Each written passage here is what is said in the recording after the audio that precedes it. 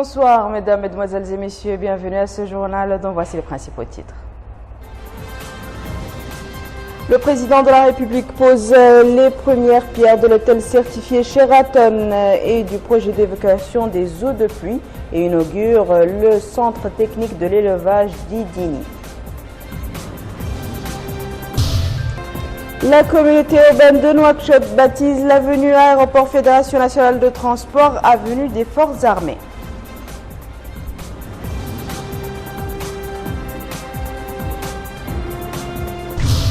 Près de 1500 parcelles aménagées profitent aux populations de Bir Mograine.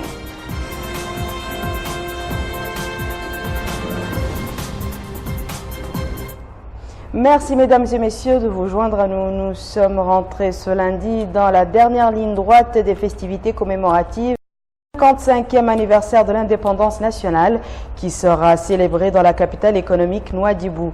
Ce matin, le président de la République, M. Mohamed Ould Abdel Aziz, a annoncé les couleurs des festivités en donnant le coup d'envoi et l'inauguration de 3 projets d'importance. Parmi ces infrastructures, le nouveau centre technique de l'élevage que le chef de l'État a inauguré à Idini. Il est le fruit d'un partenariat entre notre pays et la Chine, financé par cette dernière à hauteur de 7 millions de dollars américains. Ce centre contribuera à renforcer les compétences et les capacités du secteur de l'élevage. Compte rendu de la BADEDA. C'est par la coupure de ce ruban symbolique que le président de la République, M. Mohamed Ould Abdel Aziz, a procédé à l'inauguration du Centre des techniques de l'élevage dans le cadre des festivités commémoratives du 55e anniversaire de l'indépendance nationale. Le chef de l'État a pu écouter des explications détaillées sur les composantes et les équipements de ce centre, ainsi que le rôle qu'il peut jouer dans le développement du secteur de l'élevage en Mauritanie avant de visiter ses différents pavillons.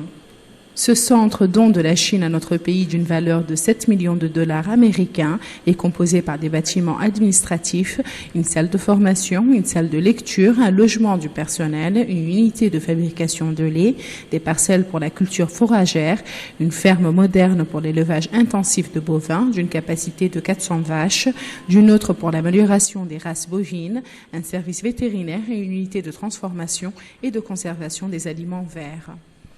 Ce centre, qui profite aux techniciens et aux professionnels vétérinaires, aux éleveurs et producteurs de lait, forme sur la gestion des périmètres pastoraux intensifs, des techniques d'insémination artificielle, la nutrition équilibrée des animaux et la fabrication de lait. Dans le discours qu'elle a prononcé à cette occasion, la ministre de l'Élevage, Mme Fatma Fahad Mentesouela, a indiqué que ce centre est le premier du genre dans la sous-région. Il vise à renforcer les compétences et les capacités du secteur de l'élevage à travers le transfert des expertises et des technologies modernes de l'élevage, en plus de la création d'opportunités d'emploi et la production des laits et des viandes. Elle a ajouté que ce centre, qui s'étend sur une superficie de 110 hectares, constituera un pôle scientifique pour le perfectionnement et la formation des techniciens, des éleveurs et des producteurs de lait sur les techniques modernes de l'élevage. La ministre a précisé que l'inauguration de cette infrastructure concrétise la politique du président de la République visant à rendre le secteur de l'élevage capable d'attirer les investissements privés, nationaux et étrangers afin de l'introduire dans le tissu économique du pays. L'ambassadeur de la Chine, son Excellence M. Wu Dong, a de son côté mis l'accent sur la profondeur des relations entre la Mauritanie et la Chine. Ce centre de démonstration des techniques d'élevage, en tant qu'une mesure importante de la Chine, dans le cadre du Forum de coopération sino-africaine, pour concrétiser son engagement d'assistance dans le développement agricole en Afrique, est aussi le premier centre de démonstration des techniques d'élevage.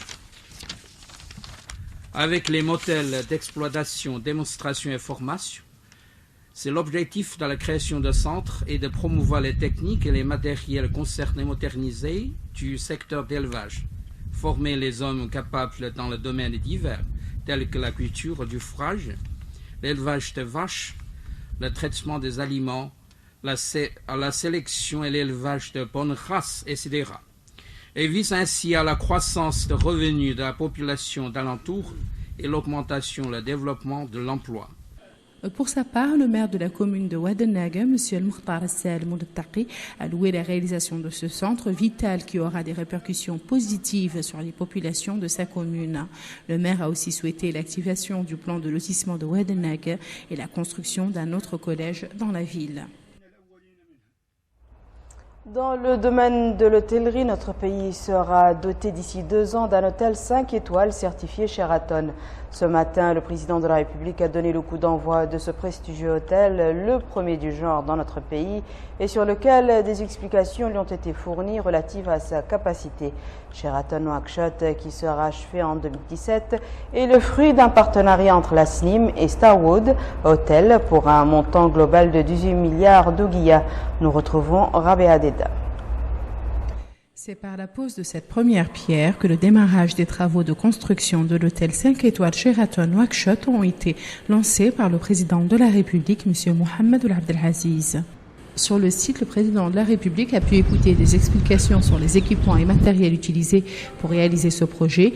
L'hôtel, qui sera achevé en septembre 2017, compte 6 étages au rez-de-chaussée et un sous-sol. Il comprend 127 chambres, 39 salles de réunion et de nombreuses suites, dont une présidentielle, des restaurants, 2 salles de fête, parmi lesquelles une qui peut recevoir 700 personnes, des salles de sport et des bureaux administratifs.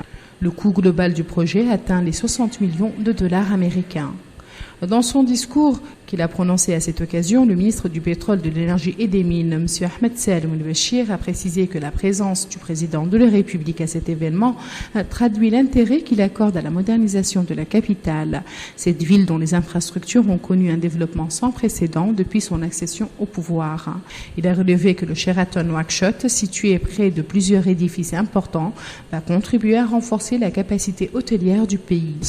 L'administrateur directeur général de la SNIM, M. Mohamed Abdallahi Oulouda'a, a de son côté indiqué que Nouakchott attend depuis longtemps la construction d'un hôtel high standing qui répond aux critères internationaux dans le domaine de l'hôtellerie. Il a souligné que ce rêve se concrétise aujourd'hui par la pose de la première pierre de Sheraton Nouakchott par le président de la République. L'administrateur directeur général a souligné que la réalisation de ce projet traduit l'engagement de la SNIM visant sa participation au programme de développement du pays lancé par le gouvernement pour la construction d'une infrastructure hôtelière de haute qualité et répondant aux normes internationales. La maire de la commune de Tavalarzena, Mme Fatimatoum Abdelmalik, a loué pour sa part la réalisation de ce projet, appelant à la réalisation d'autres projets pour améliorer le cadre de vie des citoyens de sa commune. Autre projet d'importance, celui de l'évacuation des eaux de pluie. Son coup d'envoi a été également donné ce matin par le président de la République. Sa première partie couvre l'évacuation des eaux à partir des Muqata'a du Ksar, d'Elmina, de Sabra, de Tavarzena et de Tayaret grâce à un système de refoulement des eaux qui s'étend sur 13 km. Ce projet est également réalisé grâce à la coopération chinoise. Abdul Adamaba. En soulevant ce ruban symbolique, le président de la République, son Excellence Mohamed Ould Abdelaziz, donne le coup d'envoi des travaux du projet d'évacuation des eaux de pluie. Sur place, le président de la République a eu droit à des explications détaillées sur les différentes composantes de ce projet. Ce réseau d'évacuation des eaux pluviales du pôle A de Nouakchott concerne les Muqata'a du Ksar, d'Elmina, de Sebkha, de Tefragzena et de Tayaret. Il comporte un réseau de collecte de caniveaux fermé en béton armé d'une longueur de 32 km.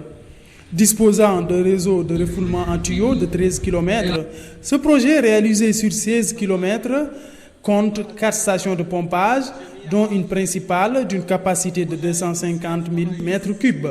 Le ministre de l'Hydraulique et de l'Assainissement, Brahim Ould Mbarek Ould Mohamed El Mokhtar, a indiqué que plusieurs projets allant dans le sens de la résolution du problème lié à l'accès à l'eau potable ont été réalisés. Ainsi, dans ce cadre, le ministre de l'Hydraulique et de l'Assainissement a donné l'exemple du projet Aftour et Sahli.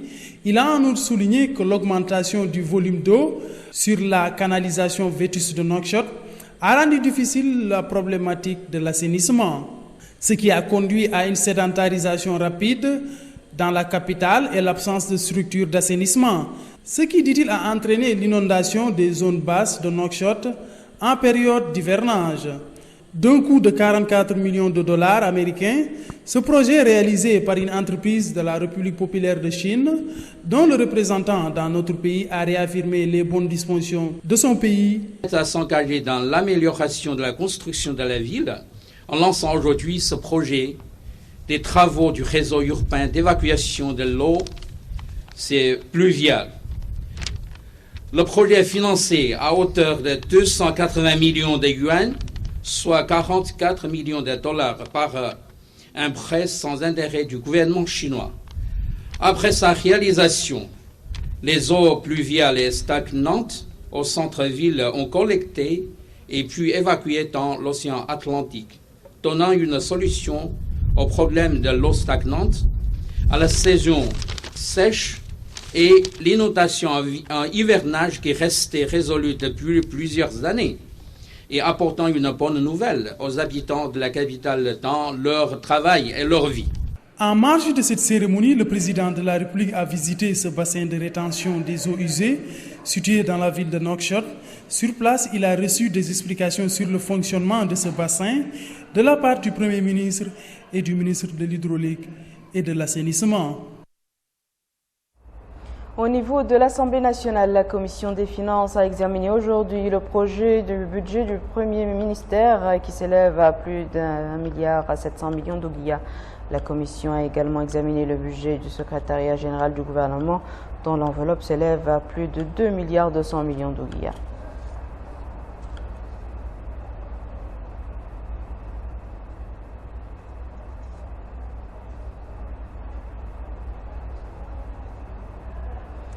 Du côté du Sénat, la commission législative a examiné en présence du ministre des Pêches et de l'Économie maritime le projet de loi modifiant certaines dispositions du Code de la marine marchande.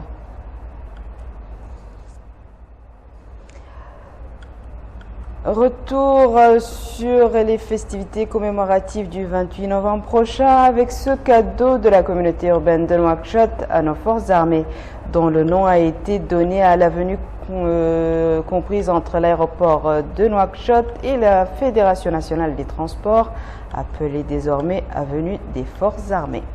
Le ministre de l'Intérieur et de la Décentralisation, son homologue de la Défense nationale, ainsi que le chef d'état-major général des armées, les chefs d'état-major de la gendarmerie et de la garde nationale et le commandant du regroupement général de la sécurité routière, le wali de Nouakchott Ouest et Nord, ont assisté à ce baptême.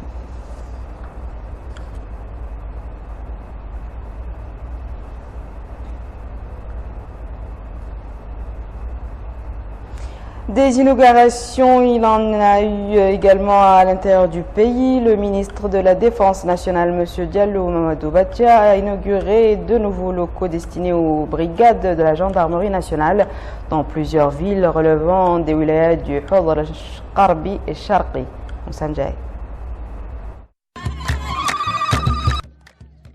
L'inauguration de ces infrastructures de la gendarmerie nationale à l'est du pays s'inscrit dans le cadre de la politique de la défense nationale mise en œuvre par le gouvernement mauritanien, visant à rapprocher les services de l'administration des citoyens où qu'ils se trouvent. Ces réalisations qui sont importantes rentrent dans le cadre de la mise en œuvre de la politique du président de la République. Le président nous a régulièrement instruit de porter les administrations de façon générale et les forces de sécurité auprès des populations pour les protéger. Et aujourd'hui, en inaugurant ces brigades, en plus de celles qui ont été réalisées l'année dernière, nous participons de façon active à rapprocher les services de sécurité des populations.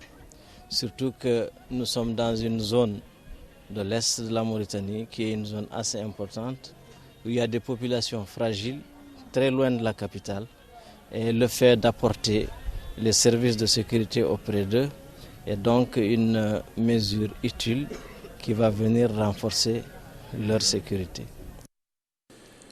Dans son intervention, le colonel Mohamed Yarba Oul Eminou, commandant de la zone est de la gendarmerie nationale, a mis l'accent sur l'intérêt qu'accorde le haut commandement de la gendarmerie nationale au renforcement des capacités et à moderniser ses infrastructures, notamment à l'intérieur du pays.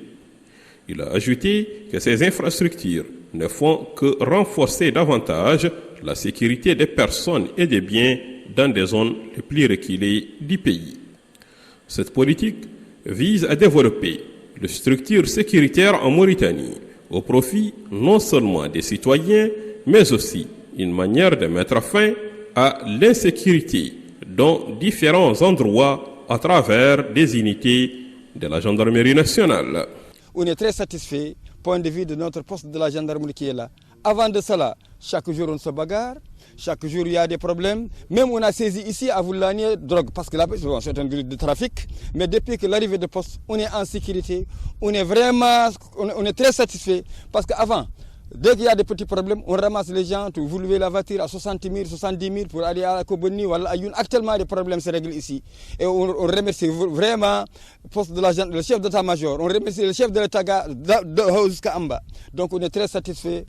Boustaïla, Aouenat Zbil, Timbedra, Gougi, Medbougou, Voulania, Touil, Aïn Farba, Gierou, l'Ouissi et autres localités ne sont que des priorités parmi d'autres que le haut commandement de la gendarmerie nationale ne cesse d'apporter ses appuis pour une Mauritanie stable et sécurisée. Au chapitre de la coopération bilatérale entre notre pays et le Sénégal, les ministres des deux pays de l'énergie ont eu ce matin à Nouakchott une réunion portant sur la mise en œuvre de la première recommandation faite par la rencontre interministérielle tenue au milieu de l'année en cours et relative à ce projet. Abdelrahman Hamadi. Une restructuration du projet de production électrique à partir du champ Banda. Tel est l'ordre du jour de cette réunion sous-régionale entre le ministre du Pétrole, de l'Énergie et des Mines, son homologue sénégalais et une haute délégation malienne. Les sources d'énergie renouvelables connectées au réseau déjà en service. La centrale Cheikh Zayed de 15 MW et la centrale éolienne de 30 MW qui sera également inaugurée demain, ou en cours de développement, centrale solaire 30 MW de Nouakchott dont le DAO sera lancé incessamment, les centrales éoliennes 100 MW de Boule Noire dont les études de faisabilité touchent à leur achèvement permettront, à n'en pas douter, de consolider l'approvisionnement en énergie électrique si vital pour notre espace, conformément à l'engagement de nos chefs d'État. Ces progrès accomplis ont permis la mise en œuvre de la première phase du projet Bandagaz, matérialisé par l'installation de 60% des capacités de production d'électricité à travers la mise en service de la centrale duale de 180 MW. Cela permettra à la Somelec, dès l'achèvement des travaux d'évacuation actuellement en cours, de mettre comme convenu 80% de cette production à la disposition de la Société sénégalaise d'électricité en attendant la mise en œuvre des accords discutés entre les deux pays avec l'arrivée du gaz et la construction d'une centrale à cycle combiné à l'horizon de 2018. Destination à présent Birmograine dans la wilaya du Tiozamour. C'est de là que le ministre de l'Habitat, de l'Urbanisme et de l'Aménagement du Territoire, M. Sidoul Zeyn, a donné le coup d'envoi de la distribution de 1500 parcelles aménagées au profit des populations. Ces nouveaux terrains entrent dans le cadre de l'extension et de la modernisation de la ville de Birmograine. Nous y reviendrons plus en détail dans nos prochaines éditions. Nous allons nous rendre au Brakna où l'agence Tadamoun pour la lutte contre les séquelles de l'esclavage, l'insertion et la lutte contre la pauvreté a procédé au lancement de la première récolte de la ferme du village de Mboutou dans la Mourata'a de Mbagne. Et à Bourat, les classes construites récemment par l'agence Tadamoun ont été réceptionnées par le ministre de l'Éducation nationale, Babacar Ndiaye. Le regroupement de Bourak va être doté d'un collège, une annonce faite par le ministre de l'Éducation nationale, Ba Ousmane, lors de l'inauguration de 15 nouvelles salles de classe. Le coût financier de ces réalisations exécutées par l'agence Tadamoun pour la lutte contre les séquelles de l'esclavage, la pauvreté et pour l'insertion est de 253 millions d'ouguiyas. Face aux habitants de Bourak, le ministre de l'Éducation nationale a expliqué que ces nouvelles salles de classe concrétise les orientations du chef de l'État visant l'amélioration de l'enseignement de base. De son côté, le maire de la commune de Bourat a loué les efforts déployés par l'agence Tadamoun pour servir les populations de cette zone en y édifiant des services publics indispensables à leur épanouissement ou encore en développant des projets agricoles, comme l'illustre ce projet risicole au niveau de Mbout, dans la Mokhata de Mbagne dans le Brakna. D'une superficie de 40 hectares sur un financement de l'ordre de 40 millions sur le budget de l'État, ce dernier profitera au village de Djagili, Ali Baidi et de nombreux Mauritaniens de retour de l'étranger. Le directeur général de l'agence Tadamoun, Maître Hamdi Oul Mahjoub, a précisé que ce projet a été créé pour ces citoyens sur décision du président de la République Mohamed Ould Abdel Aziz, ce qui dénote de son intérêt accordé aux franges vivant dans la précarité. Les populations, à leur tour, ont salué ce projet agricole visant à améliorer leurs conditions de vie. Retour à Nouakchott pour parler de cette formation organisée par le ministère de la Santé au profit des équipes sanitaires d'intervention. Les concernés seront initiés aux techniques de lutte contre les épidémies. Moussa Ndiaye. Cet atelier est organisé au profit des équipes d'intervention rapide du secteur de la santé en Mauritanie. L'objectif de cette rencontre, qui dure plusieurs jours, est de renforcer les capacités nationales dans le cadre de la préparation et riposte aux urgences de santé publique.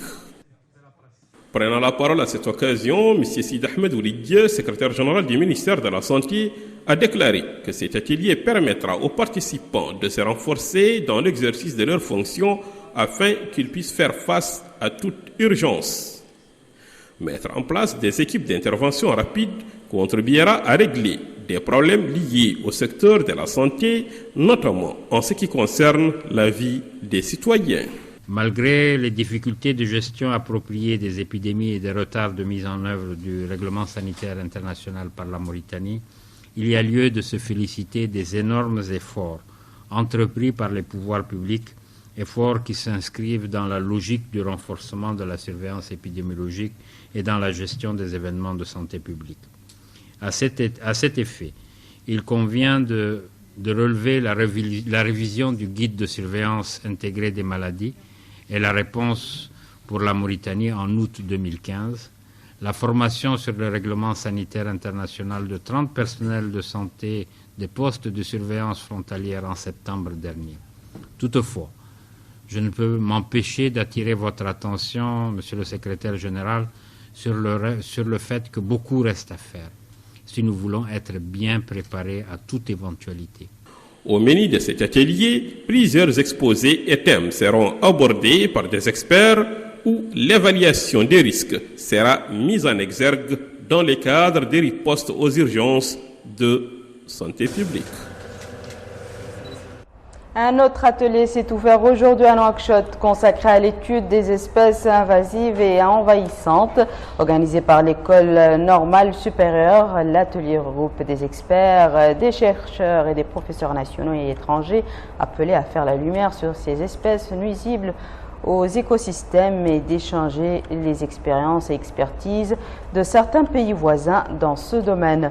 Ouvrant les travaux de la rencontre, la secrétaire générale du ministère de l'Enseignement supérieur et de la Recherche scientifique, Dr Aïssata Daouda Diallo, a mis en exergue l'importance du thème de cet atelier du fait que le développement des espèces invasives et envahissantes ont un impact négatif sur l'économie, la santé et l'équilibre des écosystèmes et par conséquent constitue un obstacle au développement durable.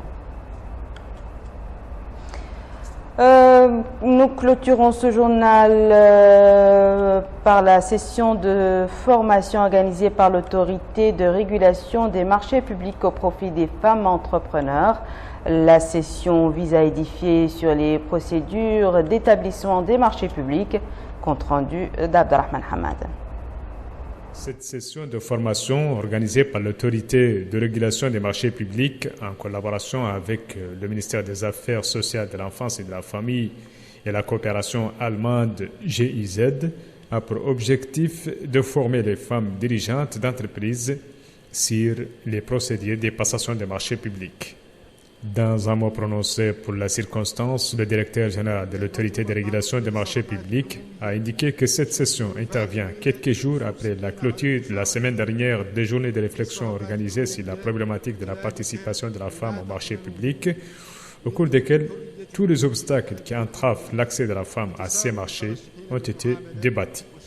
M. Ahmed Salim El-Tabbakh a rappelé également les recommandations issues de ces journées de réflexion qui permettront de surmonter les difficultés afin d'ouvrir la voie devant une participation active de la femme pour soutenir la concurrence sur les marchés publics. Le représentant de la GIZ à cet atelier a loué la contribution de cette formation dans la promotion de l'accès de la femme au marché public. L'efficacité dans les marchés publics, c'est la promotion du genre.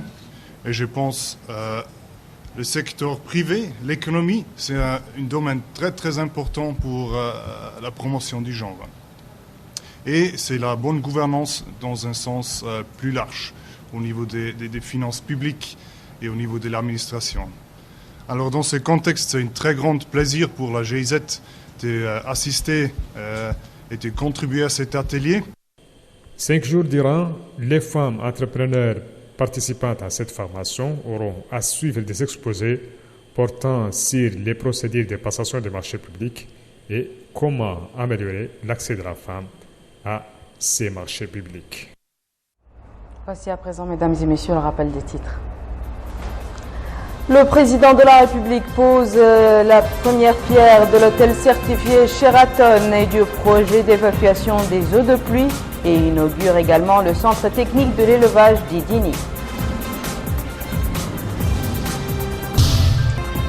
La communauté urbaine de Nouakchott baptise l'avenue Aéroport Fédération nationale des transports avenue des Forces armées.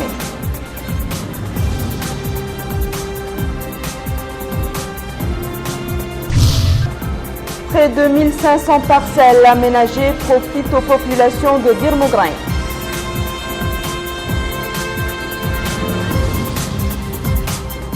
C'est la fin de ce journal, mesdames et messieurs. Merci à vous de l'avoir suivi. Merci de votre fidélité et à très bientôt, Inch'Allah.